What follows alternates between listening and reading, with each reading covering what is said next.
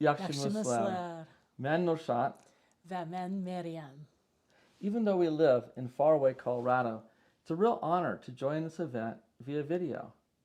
Gulnaz Haddad's book of poetry is such a beautiful and rich legacy. Well done.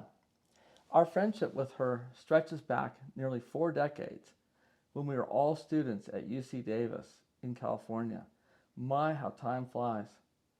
As I recall that time so long ago, poem 25, Beyond the Atlas Dress, strikes a chord with me.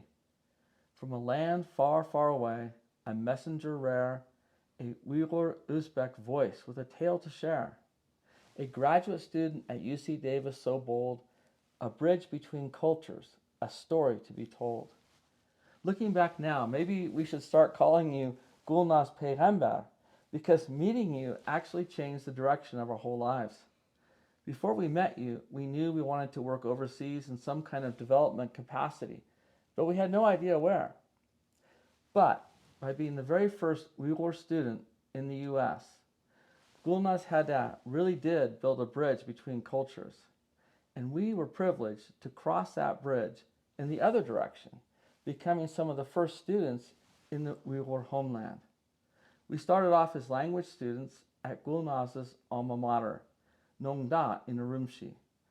Then I worked as a teacher in the agronomy department there. We then moved to Gulnaz Haddad's hometown of Gulja, or Ili, where we studied the Uyghur language and taught English at Ili Shirfan. We were also guests in her parents' home. We ended up living in the Uyghur homeland for about 10 years. During our time in Ili, we fell in love with the city, with all of its blue gates, apple orchards, and beautiful courtyards. Allow me to read a few lines from poem 57, Ili, my blue haven. Your blue walls, a haven that holds my heart tight, a symbol of love that shines with all your might. Ili, oh Ili, my heart beats for you alone. In your blue embrace, my soul finds its home. We felt like we found our home there too. Thank you so much for reminding us. The Ili River was a special place for us when we lived in Khulja, a favorite picnicking spot we would bike to in the spring and summer months. Gulnaz Haddad's poem number 15, River of Tears, particularly struck a chord in my heart as she writes of a river of tears, evoking the imagery of the Ili River to express her grief as she reflects on the passing of her beloved father.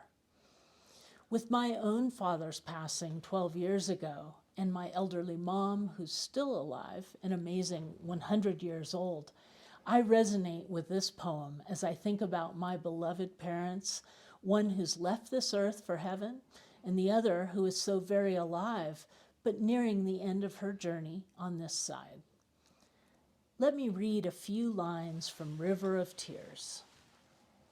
In the river of tears, I'll gently float, carrying his legacy, a cherished note. Shades of memory I'll hold so tight, through the darkness of nights to the morning light. Another of Gulnaz Haddad's poems, number 73, Rocky Haven, is a favorite in her collection as it speaks to me as a lover of mountain glory. Hiking in the Rockies holds a special place in Nurshat and my hearts, as we've also experienced the grandeur and wonder of these gorgeous giants since moving to Colorado 15 years ago. Here's an excerpt from her poem, Rocky Haven, about experiencing the beauty of the wild places in Colorado. Mountain peaks towered high and grand, enchanted forests whispered secrets to the land. We hiked to the top where eagles soar and play, and gazed upon the lakes in a breathtaking way. Uyghur milletini ve Uyghur vatanini bizga tanıştırganlığınız için köp rahmet.